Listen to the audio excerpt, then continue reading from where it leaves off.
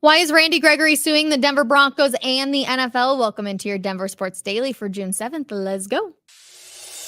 Taking you through your morning headlines, it's Denver Sports Daily with Rachel V. Hill. Randy Gregory has filed a disability, employment, and discrimination lawsuit against the NFL, naming the Denver Broncos as a co-defendant.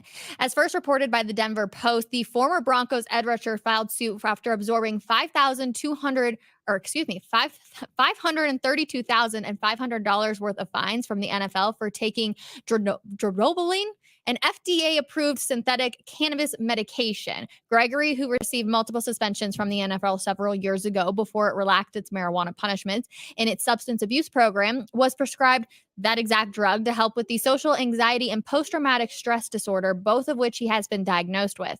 In the lawsuit, Gregory's representation says that he applied for a therapeutic use exemption to take the medication, but he was denied by the NFL.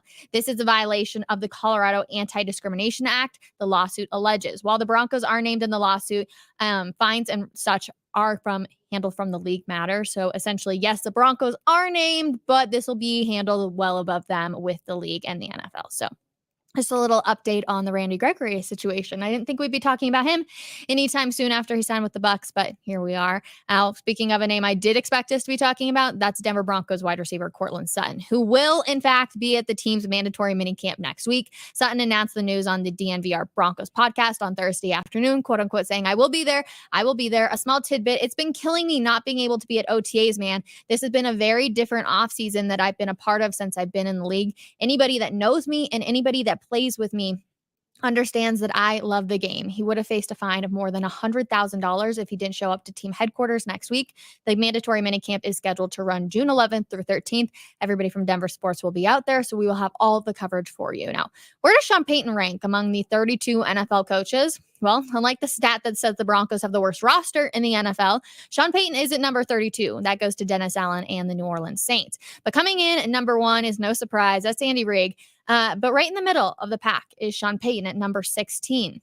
Essentially, USA Today goes on to say, I wish I could just write Bo Nix and move on, because basically that's my thoughts on the Broncos. I don't want to hear about a Sean Payton bump either. He had plenty of 7 and 8 wins with Drew Brees. Denver is going to be bad and Payton will still be around, but it's okay to acknowledge that this isn't 2009 Sean Payton anymore. He comes just below Kevin O'Connell and Jim Harbaugh and Mike McDaniel, who are 13, 14, and 15, but he is above Doug Peterson, Nick Sirianni, and Jonathan Gannon above. So also we did find out a time for one of the Broncos preseason games. That is going to be on Sunday, August 25th. That is going to be a 4:30 p.m. Eastern time. So 2:30 here against the Arizona Cardinals. So plenty of good stuff right there. It's going to be here before we know it, everybody. Buckle up. Now, the NFL is telling the Packers and the Eagles players that they are not allowed to wear the color green in Brazil for the opener. And it was reported that this was due to gangs. Finding out later that, yes, while there is some sort of gang population in Brazil, that it's not exactly for this. So teams will likely be forced to stay in the hotel all week and travel in armored vehicles. This comes from Josh Jacobs. But the green has nothing to do with the gang activity, like I mentioned. It's an informal ban by Corinthians, the team that plays home games in the stadium that the NFL is playing in, of green, which is the color of their brittle rival. We've talked a little bit about this here on Denver Sports Daily, but other than that, it hasn't been an issue outside of the Corinthians game. So it really shouldn't be too much of an issue. But I do find it interesting that Josh Jacobs has heard this talk, is willing to talk about it. And it just really makes me question, like, why is the NFL trying to grow the game? How is this good for your players if they're going to have to be traveling in armed vehicles and such to get to the games? Like, I get expanding the games. Don't get me wrong. Like, I get expanding the NFL and allowing it to, but this just feels very forced. Like it's all for money. And I don't know. It just doesn't feel very NFL. Like they are the GOAT for a reason. And so the fact that they're not allowing 2 players who wear primarily green to wear green, and their teams are going to have to not even be able to go out and experience Brazil because they're going to be in hotels all week and be in these armed vehicles, just doesn't make a whole lot of sense to me. So I'm curious how this will have an impact on the future of where the NFL will grow. Obviously, when they go to London and stuff, there seems to be no issues, but I just find this one to be a little interesting and kind of wonder where else they'll go around. A new consumer protection law was signed by Governor Jared Polis on Wednesday, which will make buying tickets to the big games a bit more tolerable in Colorado starting in August. Spurred by the insanity of trying to get Taylor Swift tickets to Empower Field at Mile High last summer, lawmakers in Colorado aim to make a ticket buyers for concerts, sporting events, and, kind of just make them less awkward for pretty much everybody involved. So House Bill 24-1378 will prevent hidden fees and service charges while also forcing event operators and resellers to provide full refunds to buyers who end up with counterfeit tickets or passes for events that end up canceled. So there's nothing worse than when you go in, you log on and you're like, oh, I want to go to a Colorado Avalanche game. Oh, tickets are $101. Perfect. Then by the time you actually get to checking out, it costs you $400 to go to the game because there's all of these hidden fees. So instead, it's probably now going to say $400 up front, but at least you're going to know what you're getting yourself into before you waste all of that time. So I actually think this is really good. I'm excited about the change. Again, there's nothing worse. I've done it plenty of times where I'm like, oh, this ticket's $76. Great. By the time I'm checking out, it's $250 for one ticket, and it's just ridiculous. So among the changes is banning the use of web design tricks that resellers are also using to make it seem like they were the first party vendor. I didn't even know this was happening, but apparently it's a pretty big thing. The law also makes it so operators must allow access to their events, even if the ticket is bought through a reseller. And the key in the bill is for shows and concerts is the language that requires refunds for the shows that do not go on as advertised. So this is also massive because, of course, if you buy from a third party vendor and then the show gets canceled or whatever, people are like, nope, you already bought my ticket. Sorry, it's not going to happen. You can figure out another way to get a ticket to the next show or whatever it's going to be. And that just should not be the case. You should automatically get refunded. So I love this bill. I think it's going to be really, really good here in the Mile High City. Another thing that's going to be really good in the Mile High City, the recovery journey for Avalanche captain Gabriel Landeskog is about to be even more revealing. I'm really excited about this. Landeskog, who's obviously undergone multiple knee surgeries and hasn't played in the NHL in the last 2 seasons, was followed by a cameraman this season from Prime Video. He'll be one of 10 players featured in the new docuseries on the streaming platform, which is set to debut this fall. When Landeskog held a press conference last month, a cameraman from Prime was present following him through the Family Sports Center on his way to do the interview room, which is the exact day that he said, I'm not retiring, everybody, don't worry. So crews are also embedded with the Panthers and Oilers following McDavid and Chinook and their teammates as they seek the Stanley Cup. I am so excited about this. I don't even have words. How cool is it going to be obviously not that we want Gabe to be going through surgery and going through all this rehab, but how cool is it going to be able to see him go through all of these things? We've wanted to know the behind the scenes. What is Gabe doing? How is his frustration? How's his head going through this? I'm sure they're going to be showing the team obviously getting disappointed again in the playoffs.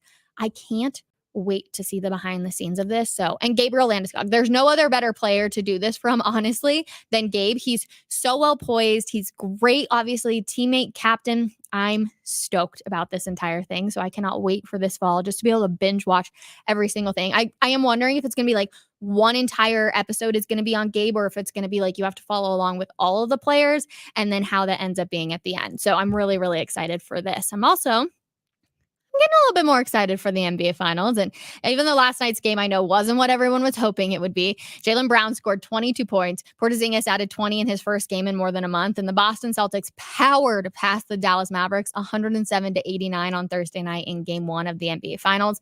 The Celtics are aiming to win a record 18th title. Mav star Luka Doncic, who scored 30 points and had 10 rebounds, helped his team slide into a deficit of 8 points in the third quarter. But eventually the Celtics did pull away again in the fourth quarter, which they have done, it seems like, a bunch of times in this postseason. Game 2 is Sunday at 8 p.m. Eastern time on ABC, so 6 p.m. here in the Mile High City.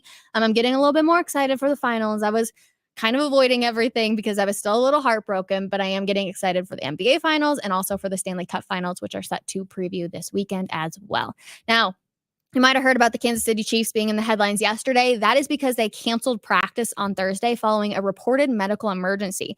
The team announced no full details, but NFL media has reported that defensive lineman B.J. Thompson experienced a cardiac arrest and a seizure. The Chiefs medical staff was said to have responded to the incident immediately, but Thompson remains unconscious after going into cardiac arrest on Thursday, but he is in stable condition at the local hospital. So obviously we send our best wishes to him, and hopefully they're able to figure that out. But we also applaud everybody in that room that was able to help him hopefully be able to recover as well. So again, our best thoughts over to the Chiefs and their entire organization as well.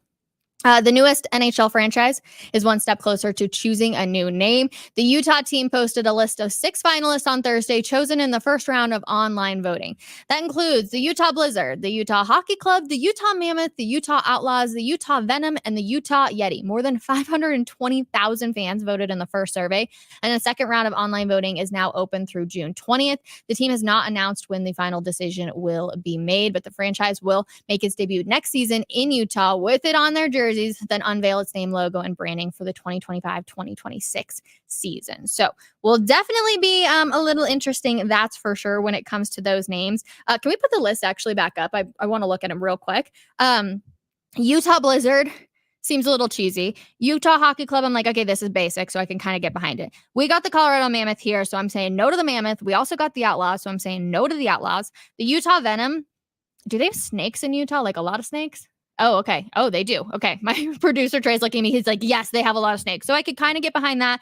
And Utah Yeti, I'm saying no. So my votes is Blizzards or Venom. Let me know in the comments what yours are. Let's see. Good morning, Rachel. Good morning. Thank you guys for spending just a little bit of time with me. Let's see. Root on Nathan McKibble at the Stanley Pup event tonight. Wait, I absolutely will be. I remember seeing like some storylines about how they were going to be doing this. I think we actually talked about it here on Denver Sports Daily. I didn't realize that was tonight, but I love Nathan McKibble at the Stanley Cup event. Will 100% be doing that. I need to figure out what this puppy looks like. So that's what I'm going to do immediately after the show, right before we got coffee break today. So yeah, I love that. Nathan McKibble. How freaking cute is that? Good morning, Rachel. Your show is awesome. Thank you so much for just spending a little bit of time. Hopefully you feel like you walk away from Denver Sports Daily every day with like some headlines to talk about, whether you're talking with your family, your friends, your coworkers, whoever it is. That's my goal, is I want to be able to give you guys fast information. I know we all like to go speedy quick, and then, let you have some storylines to talk about again every single weekday. So I appreciate you. Thank you for spending just a little bit of time with me. What's your favorite story from the day? I'm very curious. I feel like there were some good ones. Obviously, we're sending our well wishes to everybody. Cortland Sutton going to minicamp next week is going to be big. Broncos PR, I bet my money on it that they will be putting Cortland Sutton in front of the media, which will be really good. There should be a ton of questions for him. My only thing is him being like, hey, I really wish I could be out there. It's like, okay, I get that. But if you really wanted to be out there, you could be out there. Like, nobody was stopping you from being out there. Maybe your agent was telling you don't go do it, but like, feel like you could have been out there. So that's just my 2 cents on that one. But that's going to do it. Friday edition of Denver Sports Daily. I appreciate you guys so very much. We're going to be talking about CU football over on Coffee Break today. So come hang out with us to a little Coach Prime talk, the expectations. Will Peterson, I talked about a little bit about it. Hiring it from a non-CU person was very nice. And, for me as a CSU person, I definitely appreciate it. But we got Jake Shapiro on, so make sure you tune in 12 p.m. Coffee Break, and have a wonderful weekend, everybody. We'll see you on Monday morning, 10 a.m. Bye.